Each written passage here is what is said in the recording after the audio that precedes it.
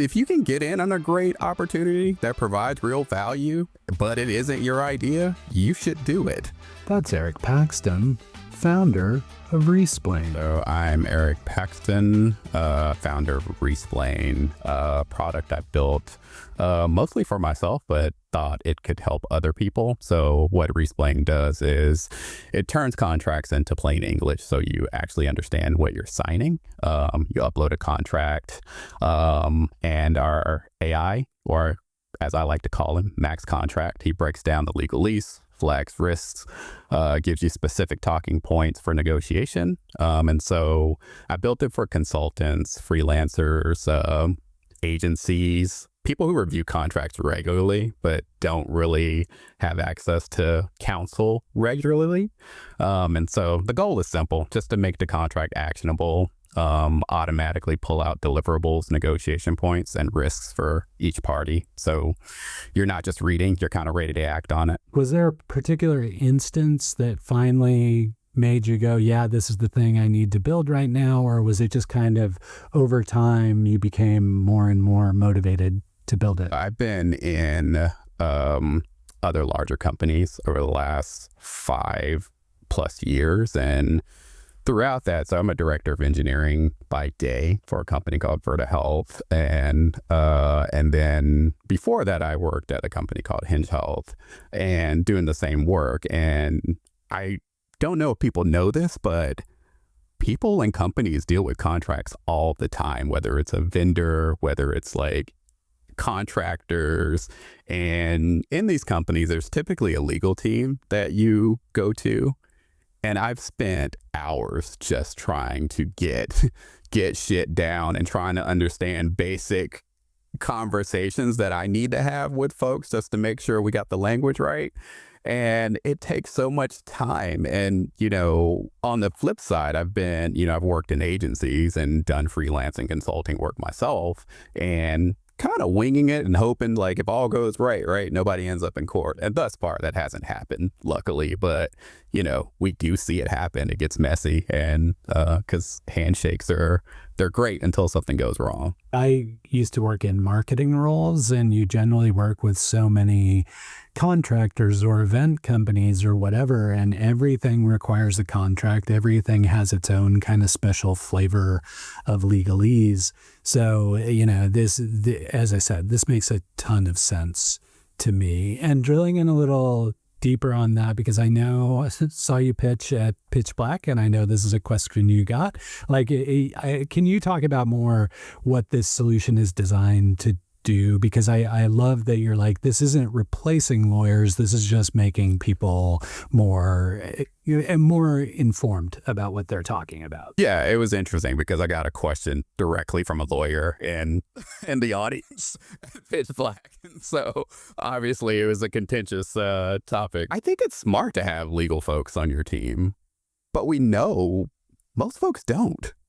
And so they're kind of flying by the seat of their pants. And, I didn't build Resplain to replace legal team or to give legal advice. I think that's short-sighted. I think you could probably, if you get a lot of usage, you could land yourself in hot water. And that's not the point. The point is to guide folks to understand, like, oh, this is pretty common in a lot of places, or if I am going to sign this, here's what I am actually signing, and not kind of what trying to expose the gap between what you think you're signing versus what you're actually signing is the point. And there's simple things like my neighbor runs the Japan America Society, and he goes through contracts all the time. And he was like, yeah, I had a contract one time, and I didn't realize until late I had to set up all these tables and chairs or pay $600 for this event, right? And so it's easy to just miss stuff like that you're not paying attention to. Like, I've had situations like that. If you run events in union towns, you can get in trouble for even touching any of the apparatus without having a union member helping you out. And if you don't know that's stipulated in the contract, that can get you into trouble. Oh, wow. In those kind of situations, right? Like in that situation, he wouldn't have been able to set up the chairs. He would have had to deal with the union rep to get Right. get the tables and chairs set up. So changing gears a little bit, I believe founders are the best mentors for other founders. And I know you have a depth of experience in not only the tech community, but around the startup world. What's one piece of advice you would give to someone who might be thinking about starting something or who may have just started their startup journey? Honestly, in my own story and my own journey, and, you've seen me come and go for years, I've had more success working for other founders than I've had working for myself. Like, that's a true thing. I've recently had an exit from Hinge Health. I'm working on another problem at Berto, both incredible missions. I think, and if you can get in on a great opportunity that provides real value, but it isn't your idea, you should do it. I say that because I think everybody wants to be the ideas person, right? But if you can also help other founders with their ideas and you can contribute and provide value, do it. I've had plenty of success doing that. On the flip side, I love building and validating products, which is why I built Resplain, because I like to stay up at night and think about boring problems to solve and automate. It's my thing. But the thing with Pitch Black, right? I woke up one day in January and I said, you know what? I'm going to pitch at Pitch Black this year. And when you build, I like to build in public because you get a sense of what people actually want faster. And so Pitch Black was an example of that. Good is better than perfect. I placed third at Pitch Black, which was awesome, especially considering the amount of talent in that room.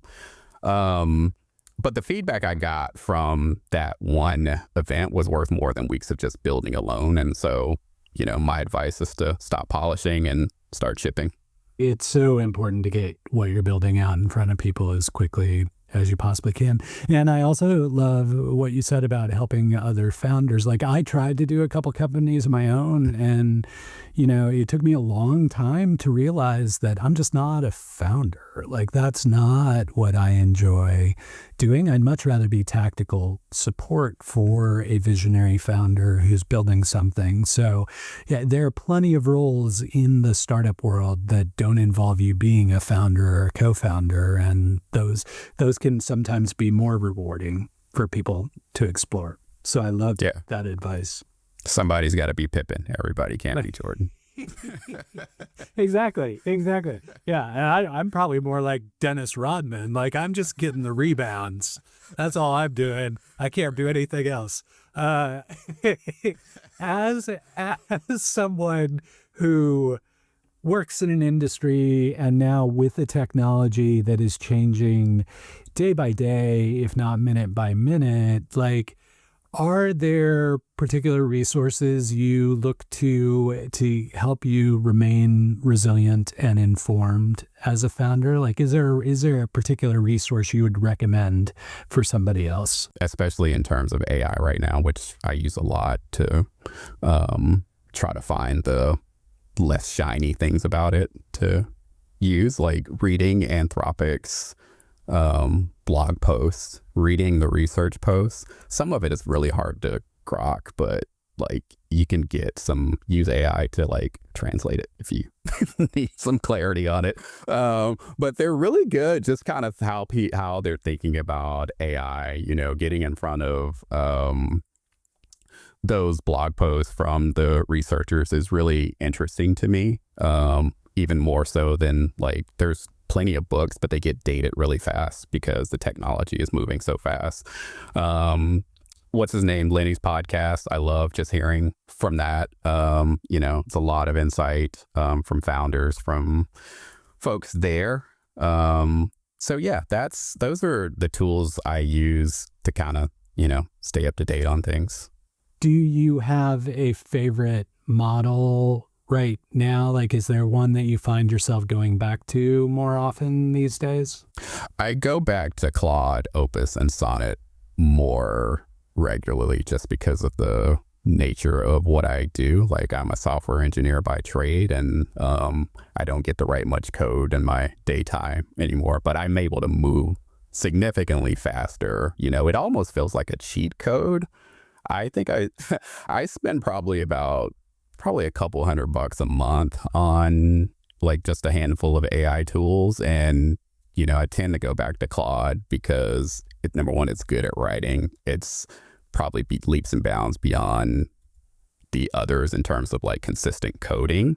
And it feels like having like $180K a year employee that I can rubber duck with. And, you know, you still got to do the thinking, but some of the stuff I've been able to accomplish like 5 years ago, I would have needed a team and plenty of funding. I started on Chat GPT and find myself these days only using that for like, I don't really want to Google it kind of, or if it's going to take me multiple searches to get to the info, then let Chat GPT do that. But I find myself spending more and more time in Claude for building actual things. It just seems to be better at that stuff. Yeah, it's good. Yeah.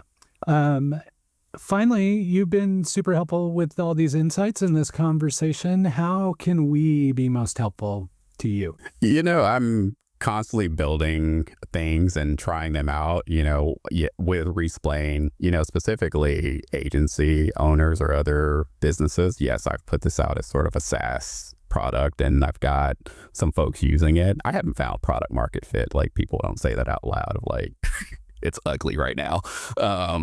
But yeah, specifically, you know, outside of that SaaS realm, I'm looking to potentially deploy this internally in like a private way for companies that want to deploy the solution. And so, you know, folks who want to try this out, please get at me. Visit us at resplain.ai. Do you have a startup story to tell? I would love to hear from you.